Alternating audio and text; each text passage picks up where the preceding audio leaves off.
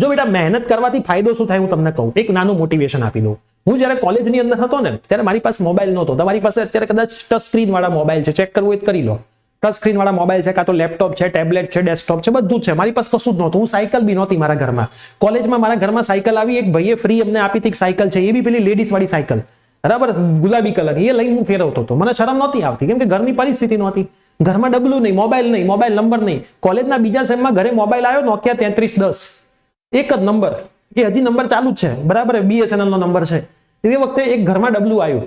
11-12 નો teacher મને એમ કે પ્રિયેશ તારો મારે કોન્ટેક્ટ કરવો હોય તો તારા મોબાઈલ નંબર તો આપ. મેં કહ્યું સાહેબ મારે જો મોબાઈલ જ નથી, હું તમને નંબર આપું, જે દિવસે ટ્યુશન આવું ત્યારે પૂછી લેજો કંઈક કામ હોય તો. આવી ઘરની પરિસ્થિતિ.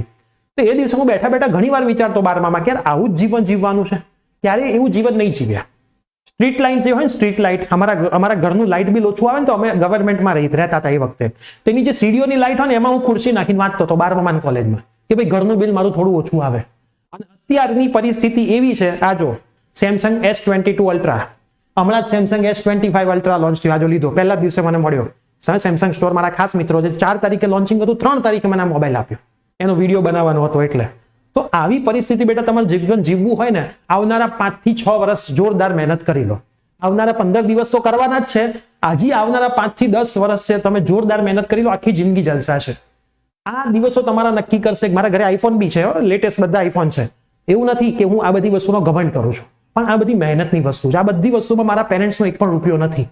તો હું તમને એવું કહીશ કે તમારે તમારા પેરેન્ટ્સનું નામ ગજગજ ફૂલાવવું હોય, રોશન કરવું હોય તો એના માટેના નેક્સ્ટ 15 દિવસો તમારા હાથમાં છે. કોઈ તમારા હાથમાંથી આ છીનવી નહીં શકે.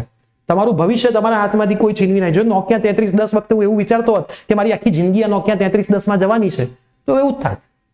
મોટા ડ્રીમ્સ જુઓ, મોટી મહેનત કરો, જોરદાર વાળી મહેનત કરો. 100% તમે મહેનત કરશો ને સફળતા મળશે. હું તો ખુશ થઈશ કે તમે આનથી મોંઘા મોબાઈલ લો.